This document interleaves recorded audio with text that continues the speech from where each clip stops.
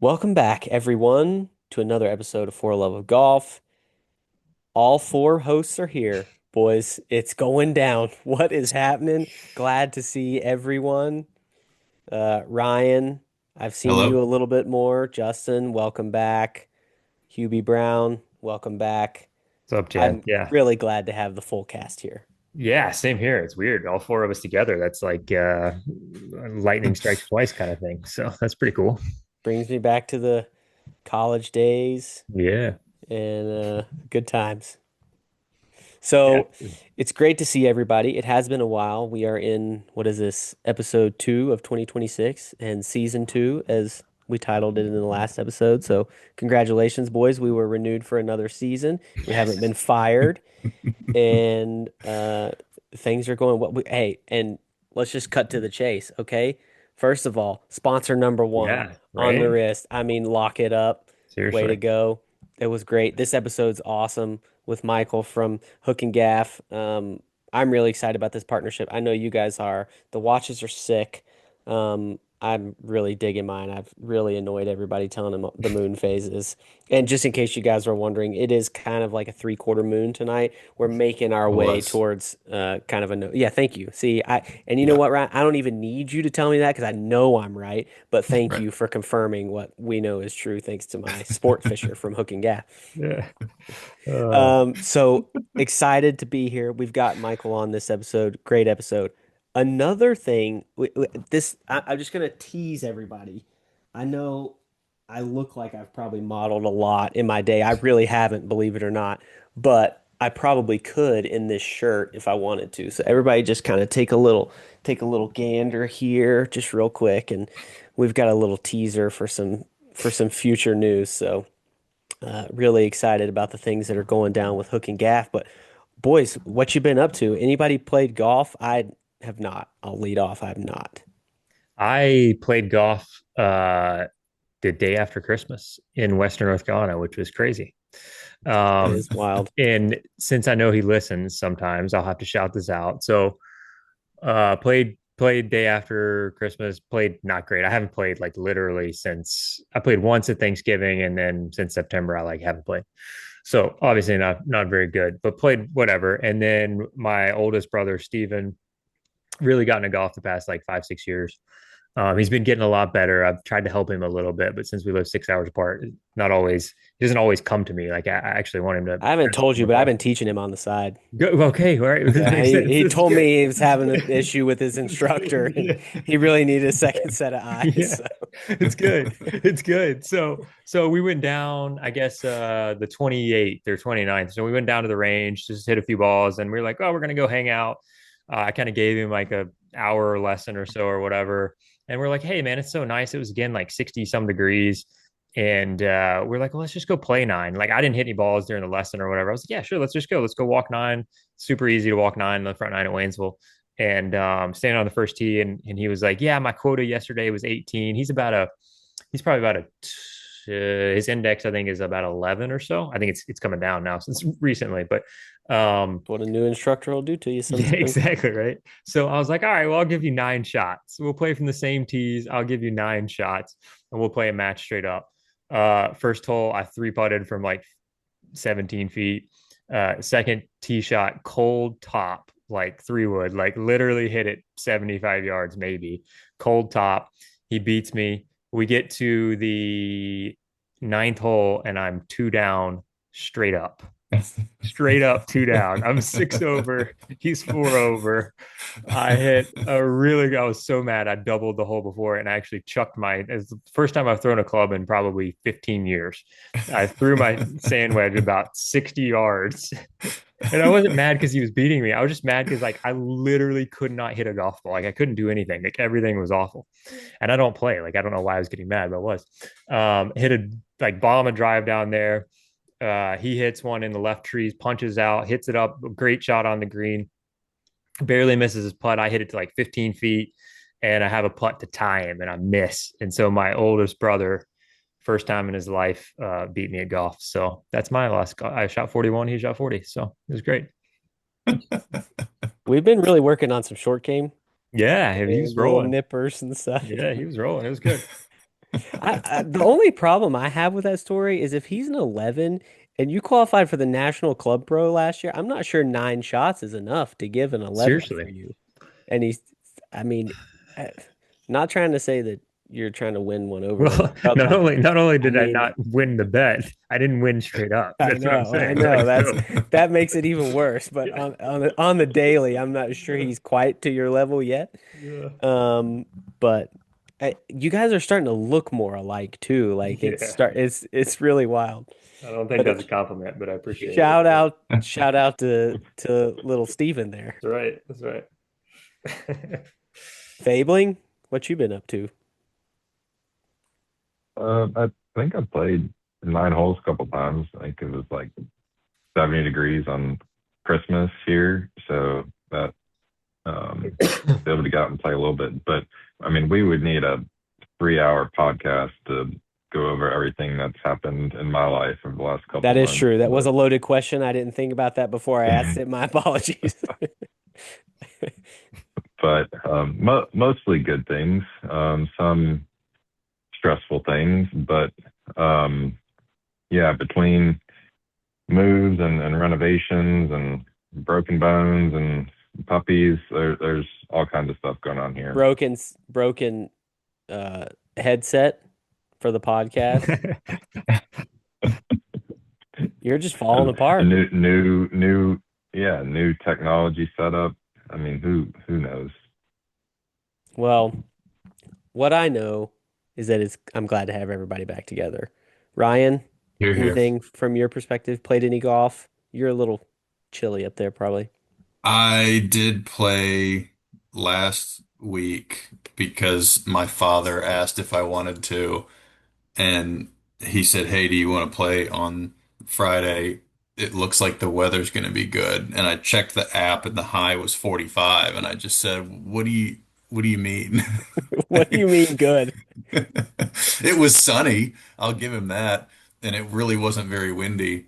And I'm sure to anyone listening that plays up north, that sounds like a perfect day. But for those of us that did not grow up in cold weather, a high of 45 does not constitute good weather for golf. But it really wasn't that bad, and I enjoyed getting out there with my dad. So that was better than not playing at all in January, which is my typical MO. Man, I am slacking. I gotta get out there. I don't think I've played since. I can tell you the last time I played. It was November. Yeah, it's a long I time. think that's the last time I played. That's pretty typical for me these days, but I'm gonna have to get out there a little bit more. Gonna have And to then change the name of the podcast for Love of the Idea of Golf. Right. Right. It doesn't that's quite roll good. off the tongue, Floyd. No, it doesn't. It Floyd. doesn't fit on a hat. How will that It's look on just merch? not Floyd. good. It kind of kills the acronym a little Yeah, bit. kills the acronym is right. Sounds a I little do. French or something. Yeah. Oh man, I've missed this. So, you know, exciting times for the podcast. In my mind, hopefully in the listener's mind, I can speak for you guys on that. We got some fun things coming up that we um obviously have teased out a little bit. Um, New kind of schedule, new recording schedule, things like that. So we're hoping that we'll have, the majority of the team assembled for the majority of the episodes. Obviously, that won't happen every time, but we're looking forward to a fun season, fun year. We got PGA show coming up. I will be hopefully reporting live from the Orange County Convention Center. I just wish you boys were going down. That And makes me sad. We could rehash some good times down there, and I still don't have any remember wings. still Like I remember said, running. don't eat wings. Yeah, we oh man, yeah. Oh, you beat me Some, to it. You beat me there's to been it. some there's been some stories from that PGA show. Yeah. Justin taking that shower when we were 2 hours late for the from the airport. He's like, Hey, no, but man. wait, I gotta take a shower. Oh man, good times, good times. We'll get into some of those sometimes, but again, great to see everybody again. Hopefully, we'll do it again next week. We got a a good guest on tap for next week that I'm pumped about. And again, looking forward to it. So thanks to you guys. Thanks, Michael, Hook and Gaff. And any parting words from anybody? Any wisdom anybody wants to share, dole out? I got none. Don't teach your older brother how to play golf.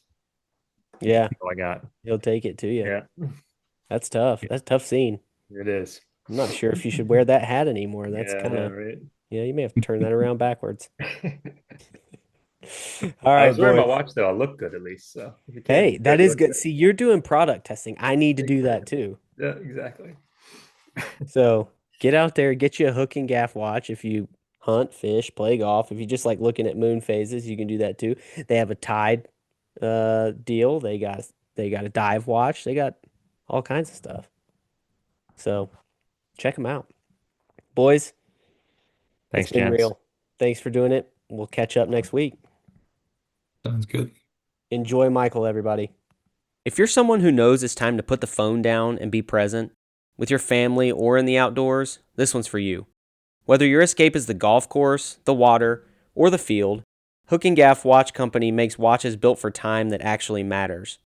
Assembled right here in the Carolinas, Hook and Gaff watches feature scratch-resistant sapphire crystal, lightweight titanium, and rugged designs made to handle real adventure without sacrificing style, because performance should look good too. Strap on a Hook and Gaff watch and get back to what matters most. Hook and Gaff Watch Company. Time well spent. What is up, everybody? Welcome back to another episode of For Love of Golf. The entire crew is assembled here for the first time in a long time, and our guest is more like a part of the crew now.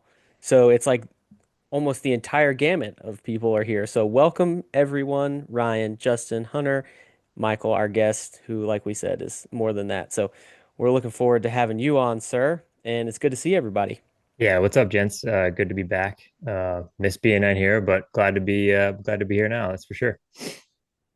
Heck yeah. Well, like I said, we've got Michael Sims here from Hook and Gaff. You've heard us talking about it on our previous episode. We talked a little bit about the watches and our new relationship, and we're really excited about that. So, Michael, welcome. Thank you. And Yeah. Thank you for let's having me. Heck yeah. Let's dig into it. And people will see, we'll get into the background behind you here in just a little bit. You can tell people what's going on down there because that's a pretty cool little setup you got down there. Yeah. But first of all, tell us kind of who you are, a little bit of your background, and kind of like where you're from, how you grew up, and, kind of up leading into what brought us here, obviously, which is, your company with Hook and Gaff. Yeah. Sure. It'll take a few minutes because it's kind of a winding, meandering path a little We bit. love So, that. um, but yeah, I grew up playing golf in Spartanburg, South Carolina is where I grew up. Also grew up on a 90-acre lake. So when I wasn't playing golf, I was fishing. Kind of lived in the northern part of Spartanburg County, so I could shoot up and fish some mountain streams and catch trout and stuff like that. So from a very young age, I was doing a lot of outdoor stuff. Um, Eventually played well enough to get a scholarship to play golf at Clemson. Played there for 4.5 years under Coach Larry Penley. Um, I was also an engineer at Clemson. I was an industrial engineer. So I think I told you before the podcast started that I actually wore a watch when I played golf. This idea to design a watch with the left side crown was something that I had way back in college. I jotted some stuff down on paper. It wasn't like a formal business plan, but it was enough where I would make a run at the idea if I had money to do it, which of course at 21 years old, you don't have that kind of cash flow to start a watch company for crying out loud. So that wasn't in the cards at age 21. So when I graduated, um, I did a short stint down at the Ocean Course at Kiowa and caddied for about a year and a half while I was trying to figure out what I wanted to do. Um, did a lot of interviewing for engineering jobs with Michelin and Milliken and some other companies and realized that I really didn't want to be in the manufacturing facility for the rest of my life. Kudos to those who do. That's a tough gig. But yeah, the 9 to 5 wasn't something I wanted. So I started my own insurance agency back in Clemson and moved back to Clemson to to do that. And at the same time, I was living with Jordan Bird, who is Jonathan's older brother. And he just started as the assistant at Clemson when I moved back. So we roomed together for a couple of years there. And while I was getting my agency off the ground and doing that, and I'm doing pretty well, I was able to play with the golf team a lot. I played a lot of golf. So insurance is a good gig if you want to It's play golf, that's what I right? hear. Yeah. So I play with the guys maybe once or twice a week. So I was playing a good bit of golf there early. Uh, and then after about 5 years, my fiance um, ended up, she started working for Chick-fil-A right out of grad school. Um, she got an opportunity to open up a Chick-fil-A here in Lexington, where she's from. So she's from Lexington, South Carolina. We moved down to do the Chick-fil-A gig and open up the restaurant. And my goal was to assist her in the restaurant for, you know, I think I said 6 months. And then I was like, okay, we'll give it 2 years. The ultimate goal was to start another agency, right?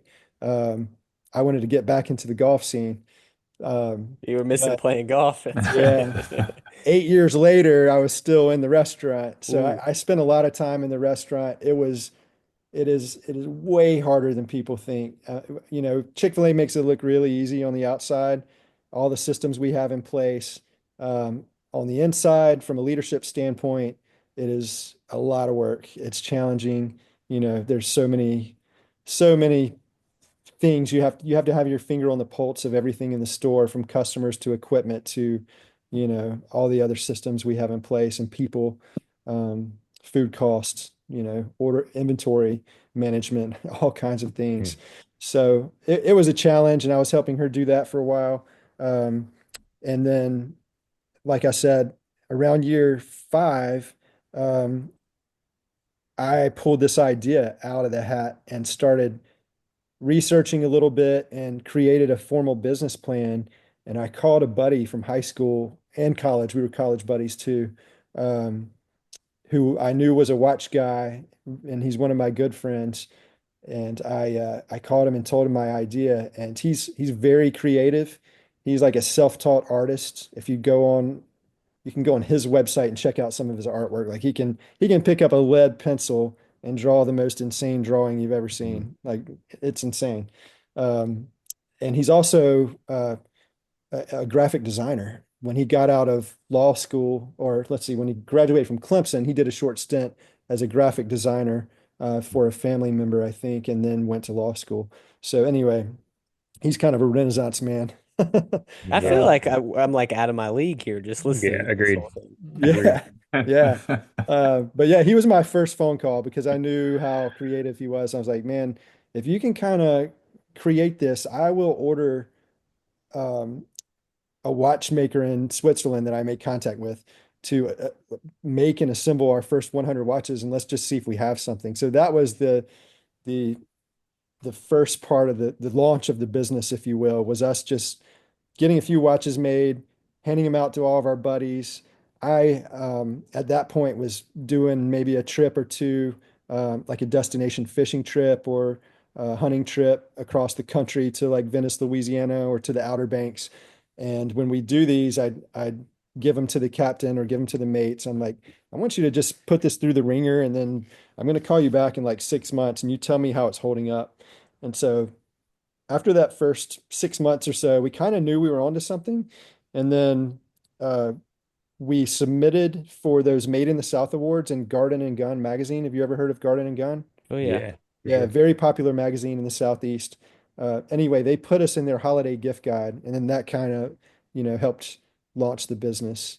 Um, so from there, we just kept rolling out new designs and, stayed in our lane, which is guys who like to hunt, fish, play golf, or do anything outdoors.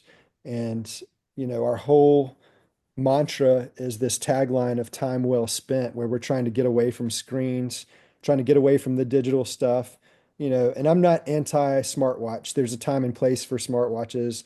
Our folks in the Chick-fil-A restaurant wear the smartwatches, and they're very helpful. Um, But for the most part, when I want to escape the screens and spend time with my boys on the golf course or fishing on the pond or fishing in the river, will the hook and gaff says everything I want it to say about my lifestyle, right?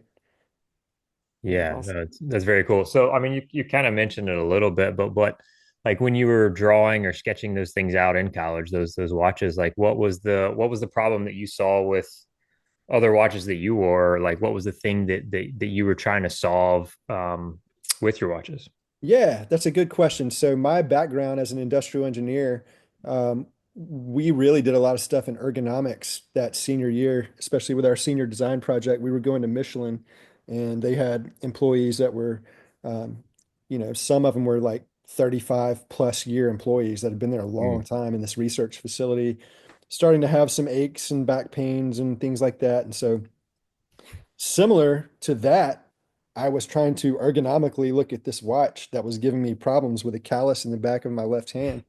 And I'm thinking, we've got to find a way to make this more comfortable because I want to wear this all the time.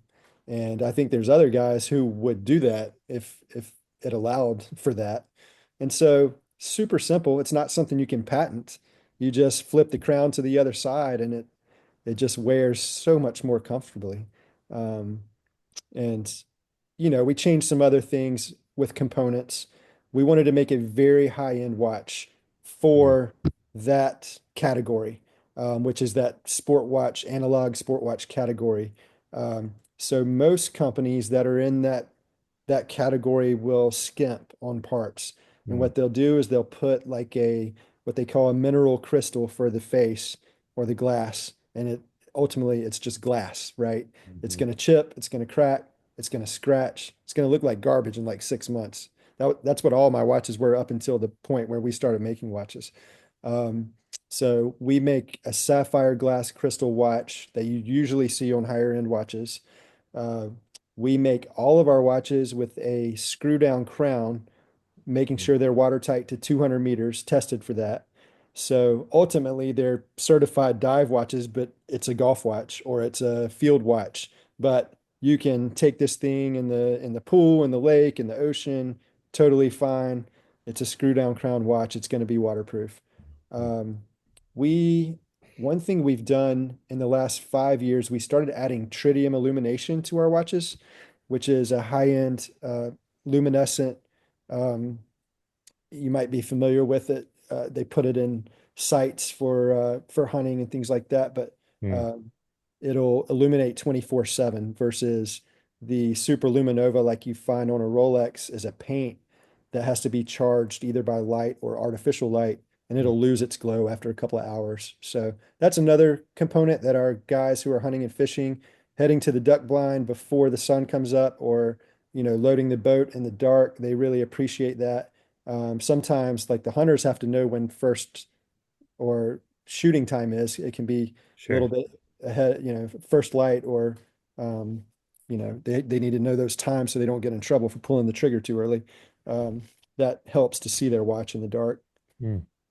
The Um, lume's great on these, by the Yeah, it is way. yeah, pretty cool. I've yeah, and the golf watch, we didn't put the tritium in the golf watch. It does have the super luminova paint, but we do that on our field watch as well. There's not I'd say one's not necessarily better than the other. They're just different. So like the Super Lume, if you hold a mag light on it for a little while, it actually illuminates brighter than the tritium. It just doesn't hold the illumination for as long.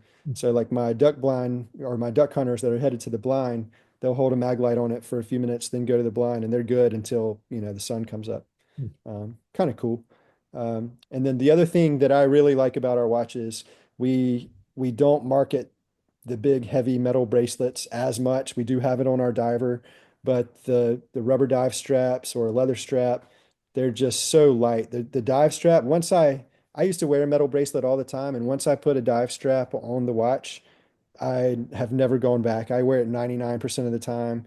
It's so versatile. It's waterproof. You can sweat in it, easy to clean, um, lightweight. You just don't even know you're wearing it. So.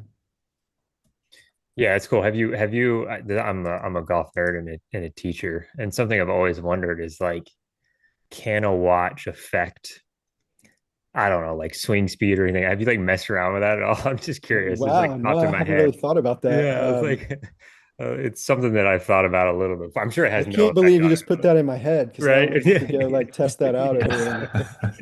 We need to go Yeah. test it. Hunter's into the biomechanics, Yeah, so exactly. he'll do some Exactly. research and get back to you on Yeah, I'll get that. back to you in a Yeah. minute. Yeah. What he Very. wants to know is that he's got to tell his student if he can switch his watch from one hand to the other and have that make a Yeah. difference, you know? Yeah, If you'll exactly. buy this hook and gaff watch, I can give you a Yeah. couple more miles an hour club That's head true. speed. Yeah, it should have a Seven. little, F equals ma, right? So force equals Exactly. mass times Exactly. acceleration. It's more mass, Now right? listen, you guys are gonna have to quit that. That you and Hunter can talk like that. I'm out. Exactly. Hey, you don't have to buy a brand new driver, just buy a watch. We're There good. you That's go. right.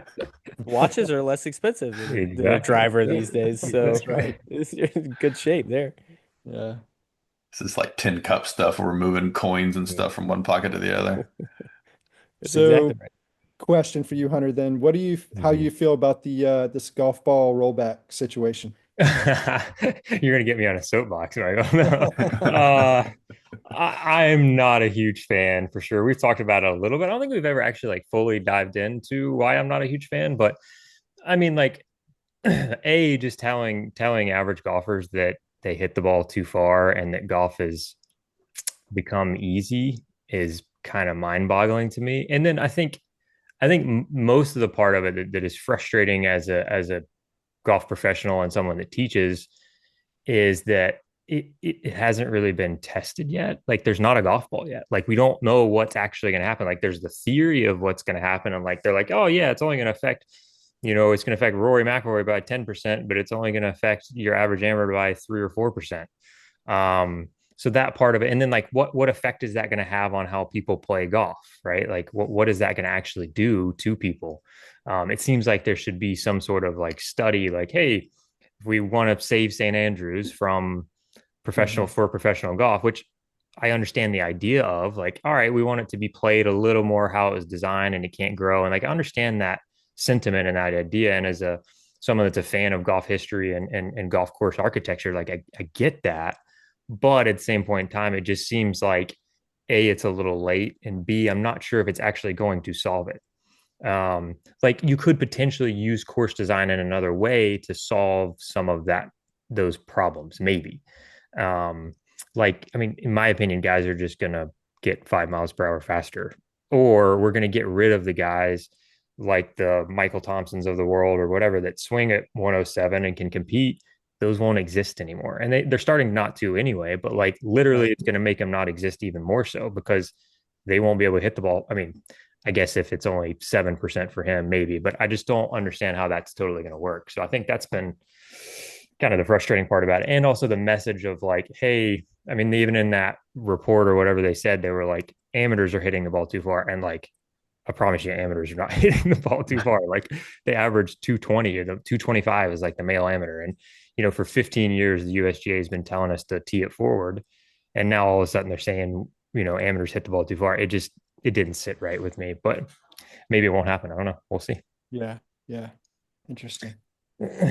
I guess I'm in the minority on this one. I'm on the opposite camp. No, it's like, and I can see it, right? I can't Mhm. understand the argument. I can see that side of it.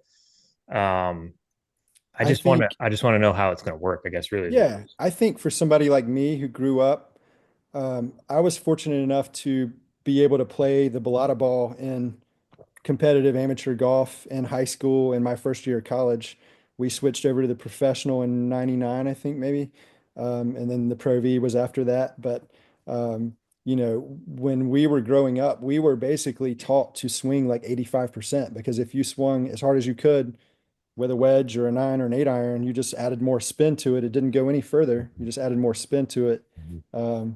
And back then, if you were into a 5 mile an hour breeze and you tried to hit it hard, it would just balloon. And Sure. that's part of the reason. If you go back and watch that Tiger Woods Pebble Beach where he won by 15 shots, Mhm. he had switched to that Nike solid core ball a month before that, and nobody else really knew about it. Um, and I'm not taking anything away from That was one of the most impressive things I've ever seen in my life. But the way the other folks' balls were blowing around the golf course and they couldn't break 80 and he was able to, he was basically hitting a Pro V while the other guys were hitting a Balata ball, and there was a Sure. huge difference. I think if you go back and look at some of the old statistics from like the 90s, early 90s, maybe when John Daly was the longest driver on tour, and then you had Fred Couples, Davis Love in second and third, and then you look at the discrepancy between like Daly at 301, Fred Couples at 293. And then you go all the way down to Corey Pavin at what, like 255 or something. I think Mhm. that's what they're saying is like, yeah, it's going to affect the long guys way more than the shorter guys. And maybe it'll allow the guys that are shorter to kind of stay in the game a little longer because it is becoming much like tennis. Whoever can serve the ball the fastest wins, right? Um, it's kind of Yeah. becoming that way in golf, and I'm seeing it in elite amateur golf too. Uh, the two guys I played with in the U.S. Mid-Am 2 years ago outdrove me by 60 yards, Yeah. and I carry the ball 270, but I can't compete with guys who are carrying it, 330 and getting the rollout. So it's Yeah. tough. No, I mean, I mean, Yeah, like if you think PJ Tour's fast, it's only going to get faster. Like it's fast in college. Like right. it's probably faster Yeah, in and to some your in like point, elite and to your college is probably point, it's faster. something they should have done back in the day, back when Jack Sure. Nicklaus was calling for it, and they didn't. They just let it keep going until it got out of control. For sure. So, Yeah, it'll be interesting.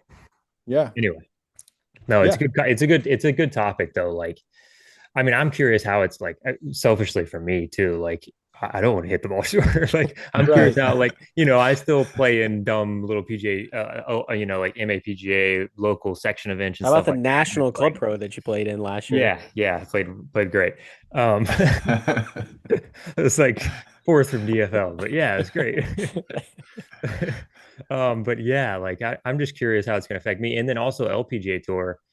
I think is interesting too how it's going to affect because they play long golf courses relative to their distance, like a much longer than the PGA Tour, and of course they can affect that through course setup. Maybe they'll just end up Yeah, and that's what I'm playing hoping shorter is too. that, Yeah, the lengthening of the courses can finally stop, and we're not going to see yeah, Augusta National at like 8,100 yards yeah, yeah, down the road, right? yeah. Yeah. Good points all around. Yeah. Yeah. We're not Kind of got solving it off on a today. tangent there a little bit, but No, it's good. It's great. I love it. That's what we like to do. yeah. Would y'all have Fabe, any I other think you're questions for on me mute. on the watch company? Oh yeah, I Yeah, think okay. Fable's trying to, but he's on mute. I don't think he's on mute. I think I his don't think Oh, he's is it on not mute either. I working? don't think your speaker's working. That's all right. I'll jump in Hunter as will take his Babs to question. figure it out. Yeah, I mean, like, what about the name? Where did that come from? That is interesting. It's catchy for sure. It's definitely a hook. So, Yeah. like, where did that come from? Was that always the name? Was that something that that kind of eventually came to be, or just kind of tell us the story of that? It's a pretty simple explanation. It is Mhm. really hard to, when you're trying to trademark something, find something unique. So you're seeing all these companies come out, they're taking a word that's spelled, you know, a normal way and messing with the spelling because that way Mhm. they can trademark it, right? Mhm. I'm trying to think of a good example, but I can't at the moment. Um, and so you're seeing a lot of word combos as well that you can trademark. So when we were initially piloting the first watch, we called the watch the Sport Fisher, and we were kind of gearing that watch towards anglers, specifically offshore anglers. And I was giving it to a bunch of guides. And so I told my buddy, I'm like, so my friend's name is Gash Clayton, and he's co-founder of the business with me, Mhm. and he's the creative design behind a lot of um, our dials and all the stuff that we put out. But anyway, he also created the logo. So the logo has a fish hook and a gaff, which is what you use to gaff like a tuna and pull it over the side of the boat. It has those crossed, and then it just has the H and G. The red flag is like a tag and release flag. So if you catch a sailfish in Miami and you release it, you fly a red tag and release flag. Um, and so it was pretty simple. Yeah. Kind of catchy. One thing that's really cool about our logo is if somebody's wearing one of our hats Mhm. from 100 yards away, I can spot the red triangle. Yeah. and it's a very catchy, eye-catching logo. Yeah, no, that's They cool. I did a like good job with that. yeah, I mean also like we may get to this There you later go. too, but the like the box that came with the watch was probably one of the coolest pieces of it too. Like just the whole branding of it and everything too. Like Yeah. that thing's awesome, and the way the logo looks on it, that was a really cool idea for Well, sure. thank you. Yeah. Yeah. So that's kind of pulling from my Chick-fil-A experience. One of the things we always try to do with customers is, big on customer service, obviously at Chick-fil-A, but we call it surprise and delight. So, you know, we want the customer to get more than they even ask for in their experience, their entire dining experience. So Mm, I was trying to think, okay, we're a direct-to-consumer business. How can I provide that? Um, as an e-commerce business. How do you do that? So it has to be with a unique unboxing experience, and you mhm, have to give them more than what they bought, what they were shopping for. So when you open up our box, which is really cool, graphics are awesome. You pop it open, you've got this awesome dive case. It's like a Pelican dive case. It's waterproof. You can drive an army tank over it. It's not going to break. You can mhm. open it up. And for golfers, a lot of the guys at clubs, especially member guests, the older folk, the older guys that smoke cigars, they use it as a cigar box because Yeah. it's waterproof. It doesn't get the Yeah. humidity in it. So Yeah. they'll throw their cigars in there, they'll pull out the foam, throw the cigars in there, lock it back up, and it stays in their golf Cool. bag. Yeah, it Um, was that was a surprise. I wasn't sure if you like if that was something you did for all the watches that get mailed out, but it none of us knew that was coming. And we were all, I think, like, dang, this is like you said, it's like an unboxing experience to get that. It was. yeah, Um, because people like I've one of those guys that's kind of gotten back into like the sports card thing as I've gotten older, like I did back in the day. And those are like the cases, guys are buying to carry all their stuff in. And it was pretty sweet to see the watch in there. I love that thing. yeah, yeah. Haven't really seen, I think I've seen a couple of companies kind of, I wouldn't say we're a very small company. They wouldn't be ripping us off, but the idea is definitely out there. But I liked it for us because um, you can use it in so many ways. Like I said, the golfers use it as a cigar box, but guys who like to fish will throw that in the boat because it's waterproof and it floats. You can throw Mm. your wallet in there, your keys in there. If Oh, you're in a yeah, that's small That makes boat like a John boat and if something happens, you flip over in a kayak, your stuff's not going to go down to the bottom, right? So it's a versatile piece that people can use and wanted to provide a unique experience and other stuff they could use. So you get the hat, the decals, the koozie, the dive case. yeah, it's very cool for sure. Yeah. I had a question.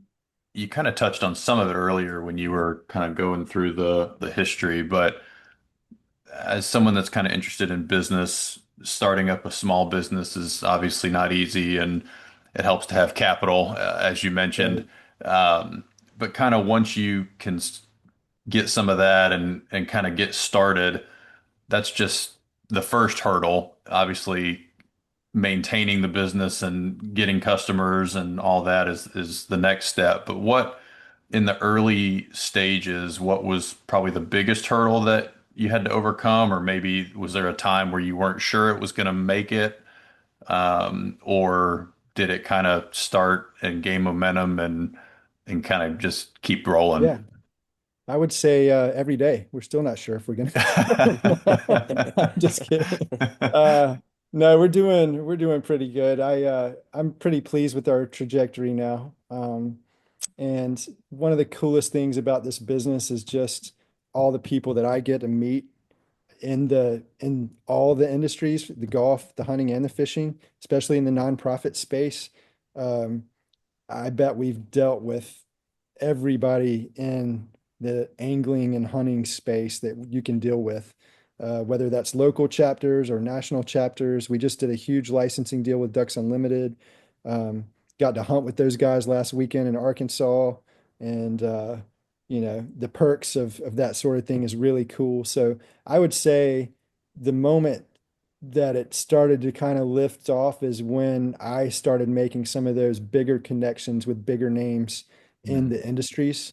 Um, I would go to some bigger trade shows. I'd go to the PGA show. I'd go to our fishing trade show is called ICAST. It's in the same building in Orlando, the exact Mm. same convention center.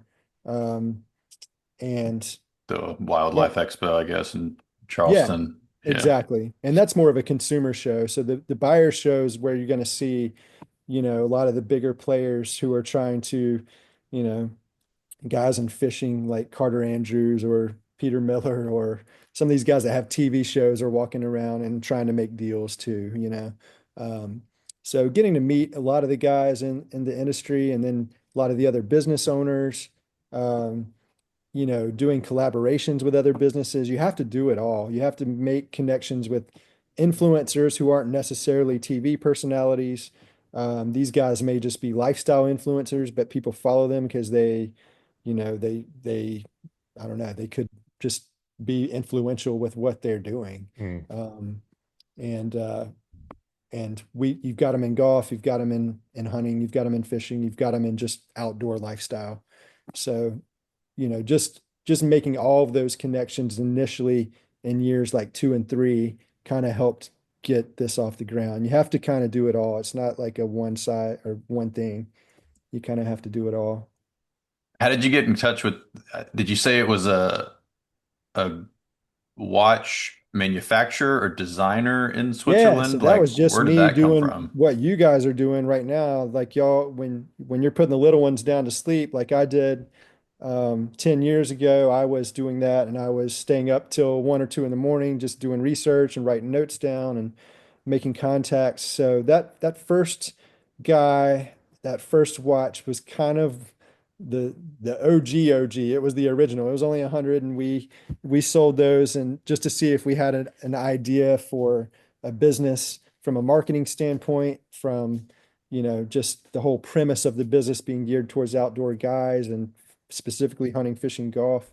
Um, and then quickly we realized we were going to have to get our lead times down and bring this thing back to the States somehow. So I was very, very fortunate. I had a mentor in High Point, North Carolina, um, and just a wonderful guy. He helped source our parts. He was a watchmaker. Actually, he's a watchmaker and his business partner was a third generation watchmaker.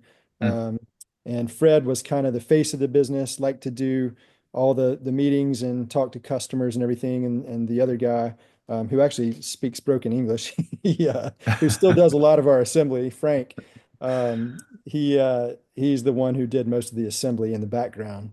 But yeah, they made quite a team, and with their help, we kind of launched a few more models, call it 2016, 2017, 2018. And then after that, we've been able to kind of grow the business with more stuff. Yeah. Do you still have one of those original 100 in a case somewhere? I do. I've got a few of them. Um, yeah, they don't get worn.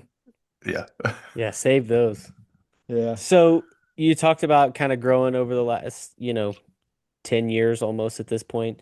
Um, how have you guys evolved over time? Like, are there some things that you can look back on that, from 8, 10 years ago that really stand out? Just you guys as a company? Because, I mean, the watch industry, going back further has, like the quartz crisis and all this stuff. Like, there's been, you know, in a business that is sometimes seen by some people as, I mean, we all carry a clock in our pocket, um, pretty much Right. all the time, every day. But there's still the watch industry is massive. I mean, Huge. Yeah. billions and billions of dollars. Yeah. We Um, can't, that's a really good point. We can't even carve out a niche on SEO, even with like fishing watch or golf watch or anything like that. We show up on page 20. It's just such a massive industry.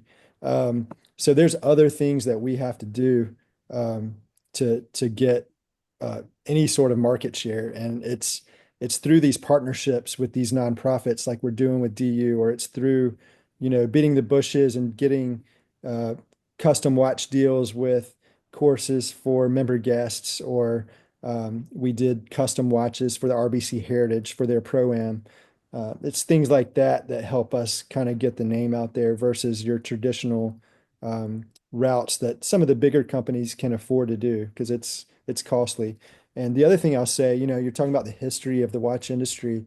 COVID was a huge Mm. hit on um, the watch industry, specifically in Switzerland, because I'd say, I don't know what the exact number is, but there was a very large percentage. It's a large percentage of their workforce who just didn't come back to work after COVID. Like they Mm. just were like, it was already an old workforce. It was an aging workforce. Most of them were old that worked in the business.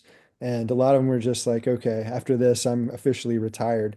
So our lead times went from like 4 or 5 months on parts up to like 9 months to 12 months in the period following COVID.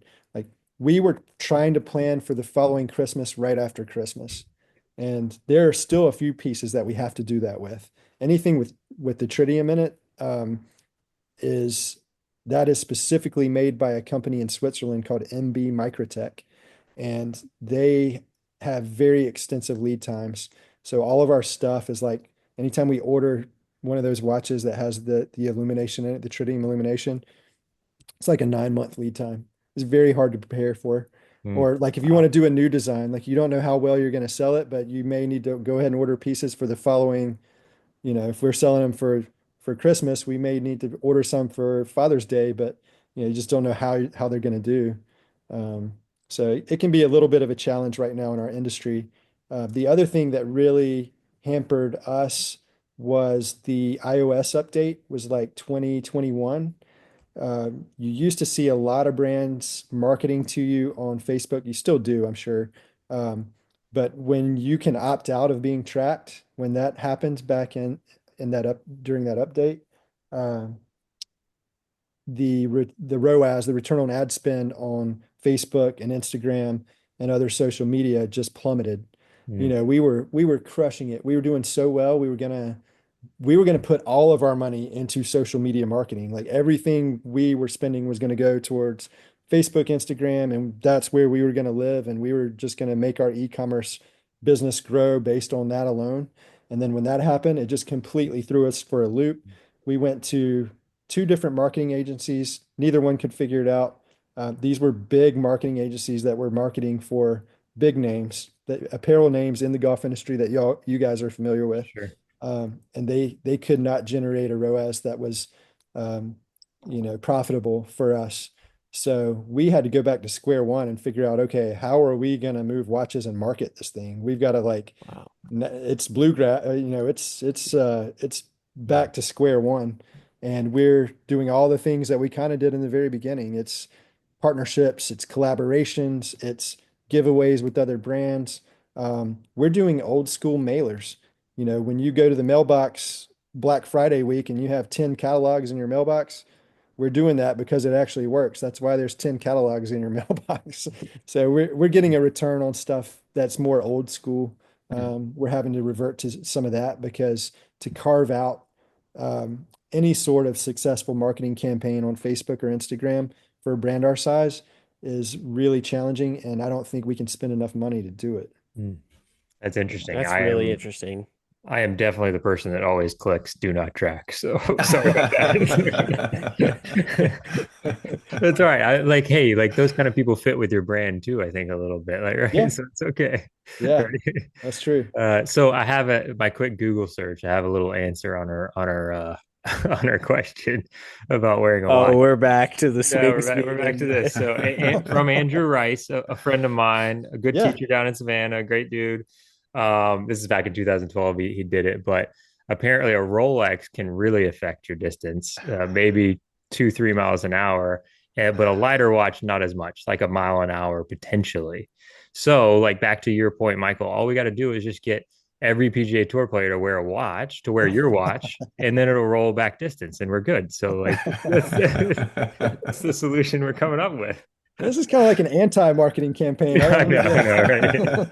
Yeah. I don't believe that. It's from Andrew, so I don't believe it anyway. It's all Yeah. good. It hasn't Uh, affected me yet. the I'm okay. thing is, nobody would want to wear a heavy watch like that when they're playing golf. Yeah, yeah, totally, that's not, totally. yeah. Even Phil, when he wears the Rolex, I think he's putting the leather strap on it, right? Yeah. Yeah, Yeah. for sure. Yeah, Um, lighter. I like the lighter.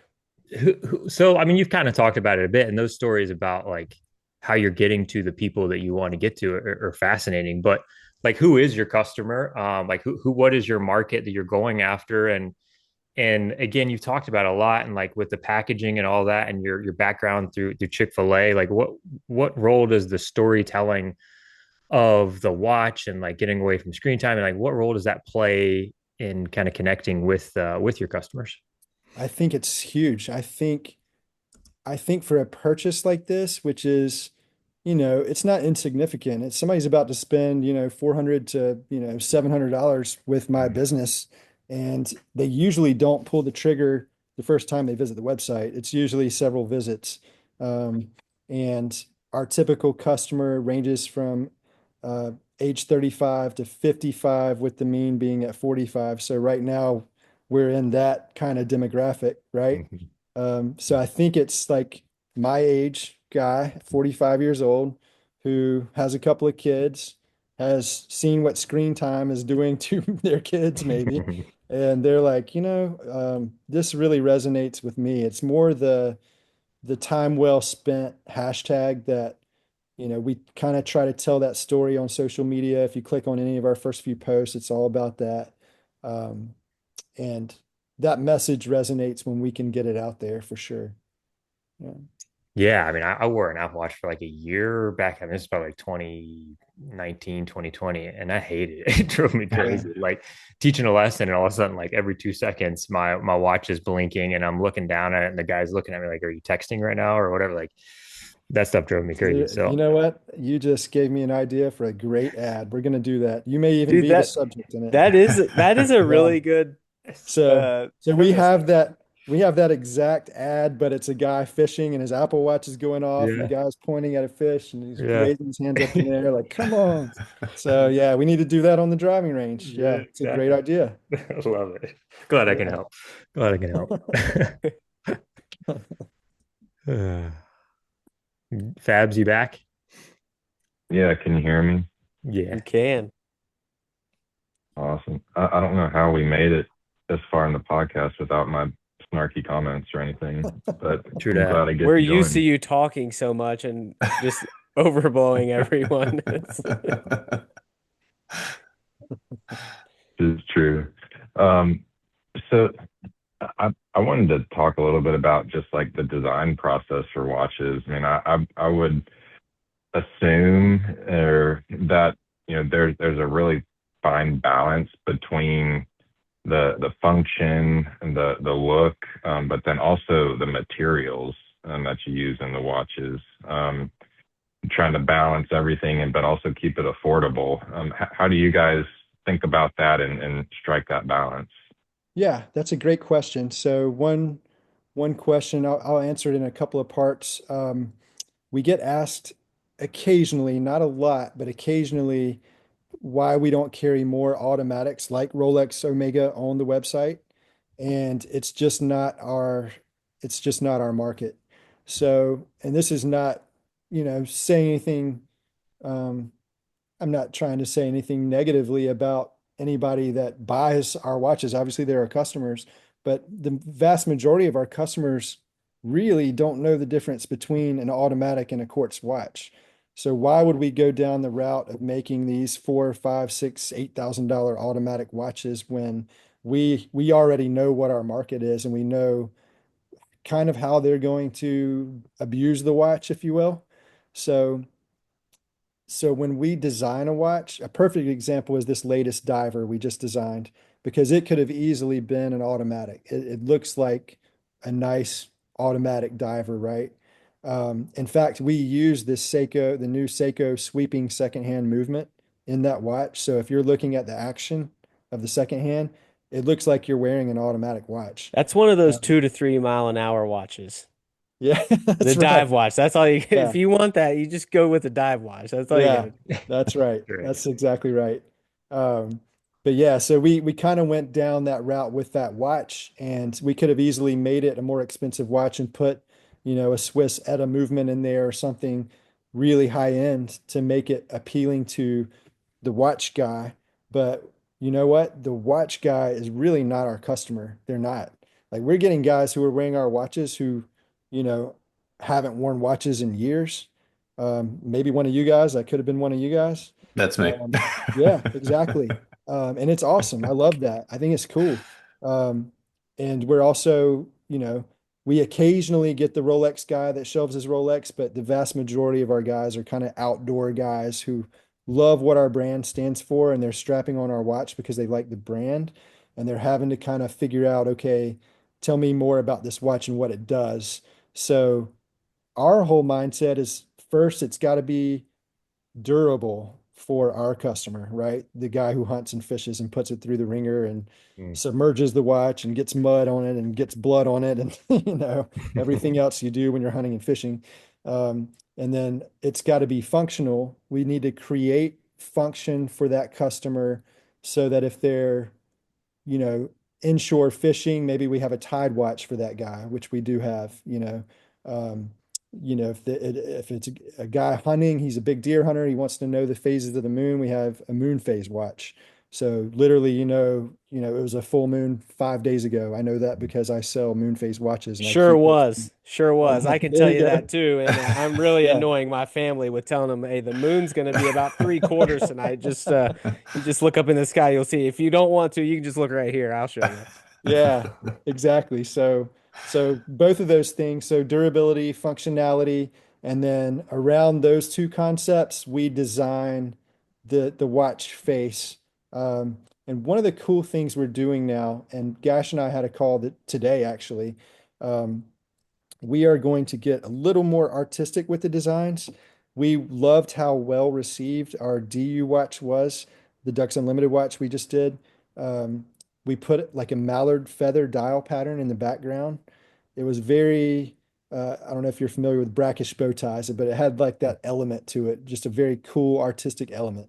Um, and it was so well received. We're like, man, we've got to do this on more watches. So our next few watches that we're going to roll out are going to be similar in style to that, but we're going to do it on the others. So, like with the King Tide, we're going to have a watch that's geared towards a guy who inshore fishes for redfish. And this is going to have like maybe something tasteful, but like kind of like a scale pattern with a redfish on it, or it'll look really cool. It'll look cool where a guy who fishes for redfish looks at it and says, I gotta have that.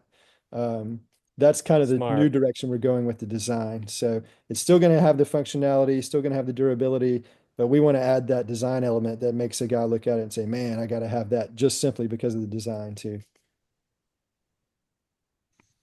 So for Yeah. somebody like me that has never really worn a watch, and just isn't really that familiar with the watch business, um, I know enough to know you can buy a cheap watch, and I know enough to know you can, see guys like Rafael Nadal with those fancy watches that are made just for him, and you can spend millions of dollars on a watch. Um, what is it that you think is most misunderstood about the watch industry? What do you think you'd like to see changed, if there is anything? Just kind of give somebody like me Yeah. a Reader's Digest I would say of the. that one thing I really appreciate about our customers and I love about our customers is that they don't get into the minute details on the watches. They trust that we're building them a durable, functional watch.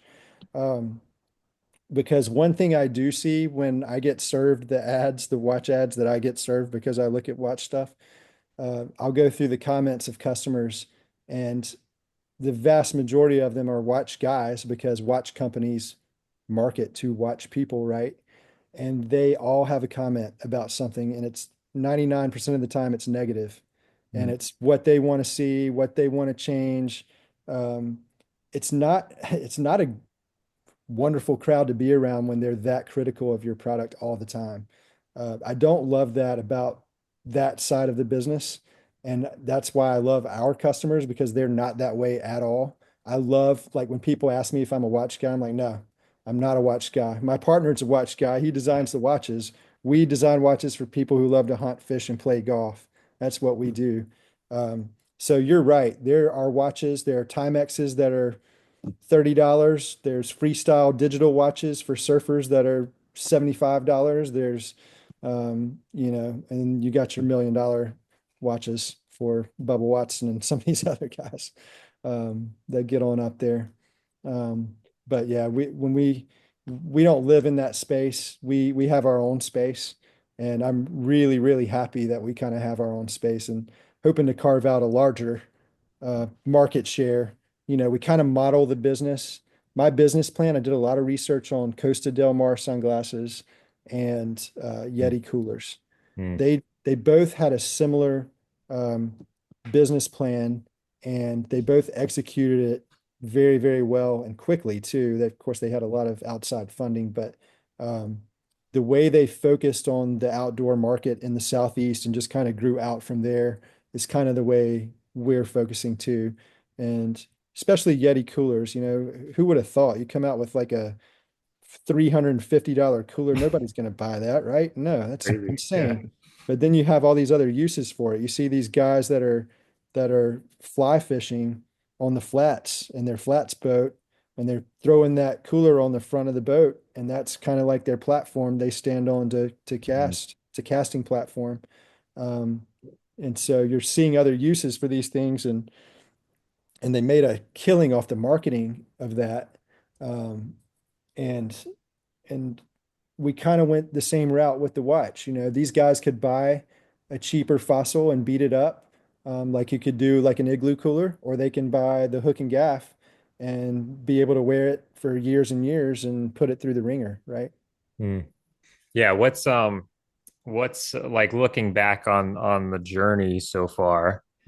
What's kind of been the like we made it a moment, and maybe you don't have that yet. Maybe that's a maybe you kind of mentioned earlier, like you're not really sure if you're going to make it. Yeah. And that's a healthy skepticism, obviously. Like you need Yeah. that I competitive. But what's been like, or like a cool collaboration, or like I don't know, a big order, or something like that that has been kind of a part of your story. I would say there's been a couple of moments that just notch us up a little bit, right? Hmm. So no, we certainly haven't made it. We've got a long way to go, but each time we kind of have these moments, it's helpful to get us to the next level. Hmm. Um, when we first started doing custom watches and trying to get you know, these people to bite on doing a unique tea gift for a member guest. Um, I started to learn that the people who have to buy these tea gifts year in and year out, it's a lot of pressure because they're having to do the same thing over and over again. It's hard to find unique stuff, right? So we went to the PGA show, did a booth, um, and I loved that we were able that year to do the RBC Heritage. The Heritage guys came through, and I was able to meet a couple of those guys, and we made watches for their Pro-Am 2 years in a row with their Yeah. logo on it. It was the 50th anniversary of the RBC Heritage that first year we did it. So it was a very special watch, and a lot of people wanted it as a Hmm. collector's item. And which other one did we did the BMW Hmm. charity pro-am on the Oh yeah, web.com that year as Cliff. well. Hmm. But that was fun. That was kind of a first step as far as custom goes, which, you know, before the tariff situation kind of set us back again on lead times, it Hmm. made up 15 to 20% of our business, that custom side. Hmm. So I do have a buddy who plays competitive golf with me, who is a golf rep and travels the Carolinas, who kind of helps us secure some of these custom watch deals. We did Spring Island last year, which is Old Tabby. That's the Hmm. golf course. We did this year. We're doing Myers Park in a couple of months in Charlotte. Um, Trying to think who else locally we did. Bulls Bay. We've done Bulls Bay in the past, the collegiate. Yeah, that's So awesome. That's cool. I'm totally gonna be like, hey guys, yeah, let's go that route because that's I mean, like you said, it's so hard. Like as a not that I'm in that role anymore, but like being in that role in the past, it's like you go through the seven things that everybody else's does. But you know what? I haven't seen. I haven't seen a cool right. watch before. So like Yeah. that'd be pretty You're at a cool. good place for that too at Yeah. Yeah. UVA. Exactly. Yeah. Exactly. Yeah. Where are you? at I'm at Birdwood? UVA's home course up in Charlottesville, Birdwood. You may have played it back in the day. Yeah, It's new, Birdwood. yeah, it's brand new Yeah, now. It's back in 2020 it was redone, so different nice. course, but I've not played the redo, but yeah, I played it many times. Um, yeah, it makes sense. Yeah, it's you wouldn't recognize it now. I mean, it's basically like a new place, but been really cool with how well the men's team's been doing, and the women's team too has done really well the past. I've been here for 5.5 years, and they've done really well. So maybe I have something to do with that. No, I'm just kidding. Like literally none, zero, zero. That's Just good great. timing. So yeah, it's Yeah. been great. Man, what a great, yeah, that's a great track. Yeah, good setup. Um, One of the cool collaborations we've done recently, talking about another notch up. I've already mentioned it once, but the Ducks Unlimited thing is another level. We've Mm. done we've done collaborations or custom stuff in the past for some folks in the outdoor scene, specifically on the nonprofit side, like CCA. Um, we've done the National Wild Turkey Federation, and basically what we do is we make these custom logo watches for them, and it's either a licensing deal where we pay back 10% or we are able to provide watches for local chapters that then, are able to raise money, fundraise with silent auction items, basically. Ducks Unlimited, it just dwarfs everyone else in that space as far as the number of members they have. Um, and so that partnership is going to be pretty big for us. And we're going to work with them for the next 3 years. We're going to keep changing up the um, dial colors and options and things like that so that their people can collect different ones if they want to. And it should be really good. Yeah, So it's really cool. what are you able, I mean, obviously the Ducks Unlimited deal is like you said, kind of on another level, but let's just say, Birdwood or a course wants to do it or somebody wants to do it for gifts. Like what are you able to customize? Is it di obviously dial stuff because I've seen that. Yeah. Are you able to do like case back stuff or anything like that? Yep. So that's what we do. We do the dial and the case back if they want it. Okay. So a good example of that is Sea Island. We did watches for their member guests last year. We also did their Mariners Chalice, I think they call it. It's like a pro-am. Um, and on one of those, I can't remember which one, he just wanted the logo on the case back. He wanted like a plain white face golf watch. And so that's what we did. So they can customize either or do both. Most of the time they'll do both. Yeah. What do you do for minimums on those for anybody that's So interested in minimums that? start at 100. That Okay. makes it a little difficult to just put watches in the shop somewhere. So we get that a lot. They just want to put like 12 watches in the shop. We have to order like 100 dials at a minimum. Right. So usually that limits us to your higher end member guests. Yeah, but for a tournament or something like Yeah. Hunter said, I mean that's like a Yeah. if I got this at a tournament and it showed up in one of those Pelican cases or Yeah. now where you're doing like mobile pro shop and everybody gets to come in and pick out which one they want and you could go through and do that, like what an awesome Yeah, that's true. gift that would be. They could customize it on that website. We could drop ship it to them before they even get there if they want. Yeah, Yeah, and even and just have them lined Yeah, up at the on the at the driving range. Like here, come pick. We have right. two different models. Pick which one you want, and guys at the end would be down to whatever's left. But I mean, that'd be an awesome gift to get instead I of do have another to tell pair of this shoes. story on that note. I have to tell this story. So we did have a very high-end club called Rock Creek Cattle Company. Have y'all heard of it? I've Yeah, been there. It's Montana. cool. Have Been you there. been Yeah.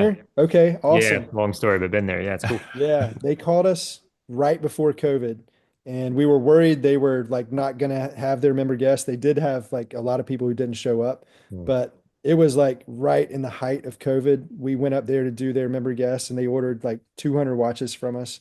They put us up in a cabin there. mhm, Yeah, I got to play the golf course before everybody showed up for the tournament.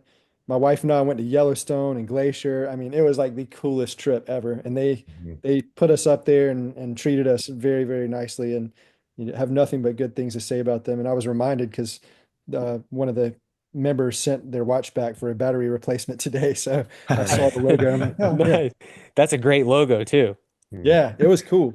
They did two different ones. They have a members logo and then one that everybody else sees with the bull head that kind of looks like Mhm. the Bulls Bay logo. Yep, Yeah.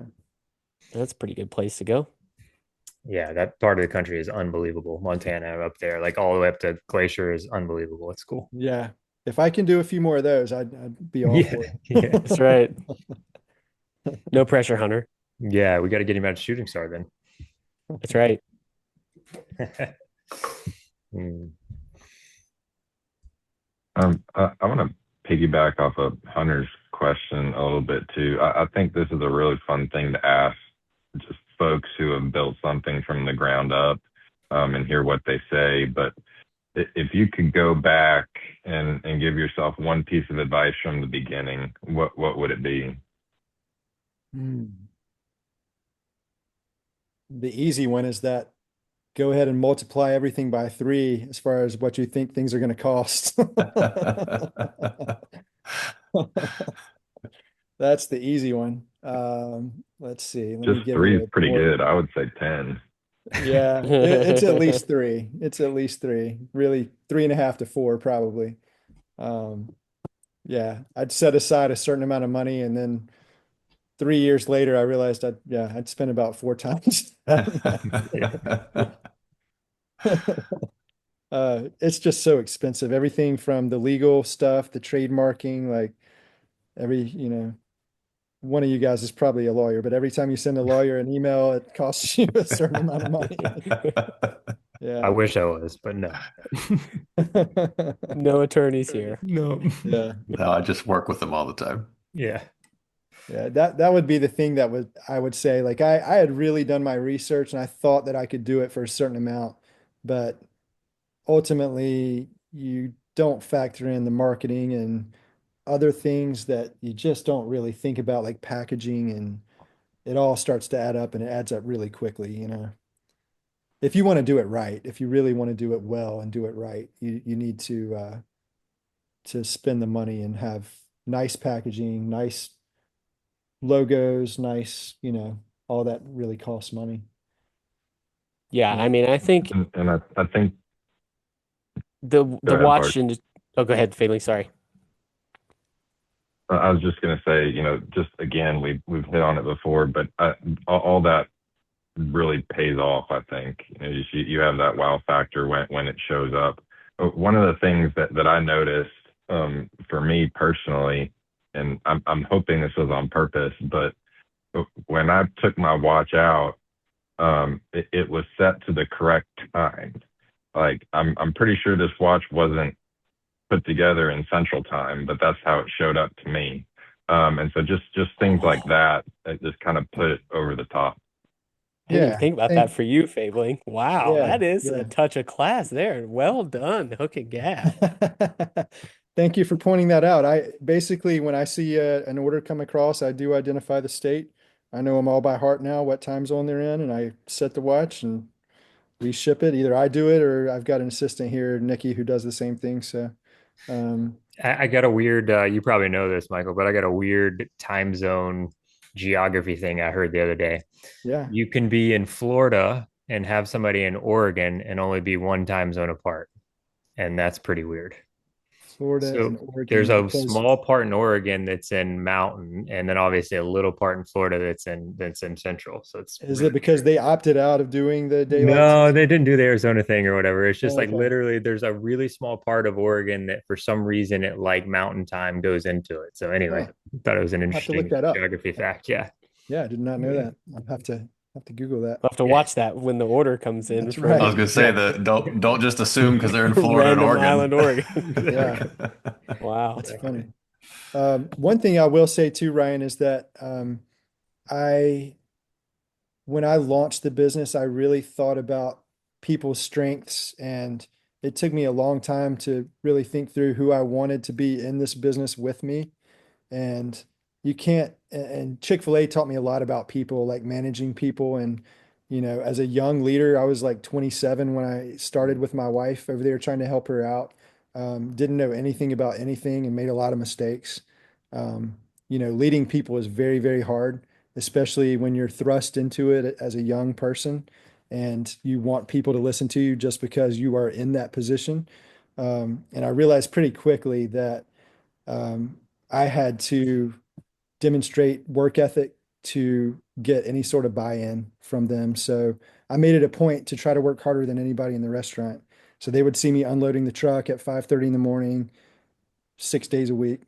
Um, and things like that. I think I pulled a lot from Chick-fil-A to help me launch the business, everything from the packaging to I think one of my strengths, because I helped a lot with HR at Chick-fil-A, was identifying the abilities and strengths in other people. So strategically choosing Gash as my business partner and giving him equity in the business in the very beginning was one of the best things I could have done for Hook and Gaff. Yeah. He had immediate buy-in. Um, and he loves the business just as much as I do. Does his wife, so do his kids. So that was probably one of the best decisions I made early on. That's really good advice. Yeah. Leave it to these Chick-fil-A people to give you some good HR training. They've Seriously. got something figured out over there. So, kind of to close up here, do you have anything big for 2026? Obviously, you've got the DU deal that's probably still taking off, but is there anything you can tell us in the plans for 2026 that you're excited about or focused on? Yes, we are kind of completely changing the business model and plan a little bit as far as the way we've been operating things. Um, we had about a 3.5 hour call this morning, just kind of going over the strategic plan for 2026 and all the way through like the middle of 2027, because we know how long it takes to order stuff, and we have to plan that far out. Uh, as far as different designs and things like that that we want to do. So you're going to hear it here first. We haven't told anybody this, but we're kind of completely changing the business model from one where we carry a bunch of different dial colors and models and a bunch of different watches to where we're going to be rolling out, constantly rolling out, maybe once every month, these limited runs of watches. So that if you want this certain design, there's 150 of them, or there's 100 of them, and they'll be gone, within 30 to 60 days, and then we're going to roll out something else. Hmm. It's a way to kind of create demand a little bit. Hmm. Uh, we're going to keep maybe 6 or 8 staples. We're not going to just get rid of everything that's on the website. There are certain watches that sell very well, and then certain dial colors that will kind of phase out. But as far as new stuff goes, we're going to be constantly kind of rolling out limited runs of new designs and watches, which is going to be really fun for us. It's more Yep. work. You have to do photo shoots around each watch. You have to do both the product shots and the lifestyle shots, getting the shots out in the elements too. So it is a lot more work, but it's going to be, um, I think it's what we've seen with some smaller micro brand watch companies, which we consider ourselves. Obviously, we're small. Um, is this kind of business model tends to work a little more, I think, like work a little better, especially when you start to get a devoted following, which we are starting to get with Hook and Gaff, which we're very grateful for. Um, but we get a lot of repeat customers in our business. So the more we can keep putting out new stuff that they like, new designs, I think our customers are just going to keep collecting our watches. It's going to be really cool. Yeah, no, it makes sense. It's a good crossover with golf specifically because that exists quite a bit in golf, like that collection. I mean, I'm sure Parker's ears perked up when he heard limited release. He was like, "I'm in, I'm in." So, Where but do I seriously, I sign mean, something? yeah, exactly, exactly. But no, it Yeah, you makes know sense. what? A perfect example is the watch Ryan's wearing, the green, I'll call it the Masters edition, even though we don't call it on there for, copyright and trademark Yeah, purposes. It's just it's the green and yellow golf watch. But that could have been a really cool, like limited, you know, Masters run watch for that we sure. could have done. Instead, we ordered a bunch of inventory and we've got a lot of it in stock, and you know, it's still, we're selling it. I think it would have been more successful had we created more buzz around it, rolled it out like a month ahead of April, and Hmm. made it just like a limited run. Yeah. Well, now you can swap the dial and you can do the yellow like the Masters flag for There the you go. dial. Throw a little bit of green on there. Red, white, Yeah. and blue for the U.S. Open. You got all kinds of options. Yeah. Ryder Cup. You're set. I like this. I think that's a really cool thing. I mean, obviously you see it with Swag and Scotty using golf. Yeah, I Cameron. mean, like all these major championships where, when TaylorMade really started doing like the major bags, 20 years ago now, probably, or whenever that was. And now every company, if you're not doing it, if you don't have a new staff bag for every major, it's like, what happened to X company this week? They don't have a master staff bag. So I think that could be really cool for you guys. I'm sure that will be. I would think eventually, it would make inventory a little bit easier, right? Because you don't It have is. stuff that That's the doesn't that main, sells through much quicker than other things, and you can do these correct. drops, and then like you said, you get these people that you talked about. Your customer is not necessarily always like the watch guy, but Right. I think you bring those people into the fold a little bit when you do something like this Exactly. because you've got these guys that are hunters and fishers, and yeah, it gets blood on it. Some golfers may even get blood on it, but, but then you've got the people that have some of that, but also like the collecting side of things, and they're like, oh man, there's only 100 of those. Like, I definitely, well, I mean, we talked about it on your first 100. Like, that's a cool milestone. And so that's really cool. So like you said, breaking news, you heard it here first. Hook and Gaff totally changes their business model here on the show. Love it. No, that's great. And like I said, we're super pumped that we feel like we're a little bit of a part of the Hook and Gaff team here now with the show, and we're really excited to continue to talk about it and hopefully bring some people to the table for what you guys are doing. And we're all Southeastern guys, so we're pretty close, which is nice. And hopefully the podcast can spread around in different states and different countries, and we'll get some people ordering some watches. So thank you very much for what you're doing for us and for this partnership. We're really excited about it. And thanks for coming on tonight. Oh Late, man. Well, late yeah. night. Thank you. I enjoyed the conversation, and I appreciate what you guys are doing for us too. So, getting the word out in any way possible is always a good thing, and we wish you much success with the podcast and a great 2026. Thank you, Michael. Yeah, We thanks, will Michael. definitely Appreciate it, stay man. in touch, and maybe we'll do another check-in here before too long. Sounds good. Cool. Thank you, sir. Appreciate it, man. Uh-huh. See Thanks. ya.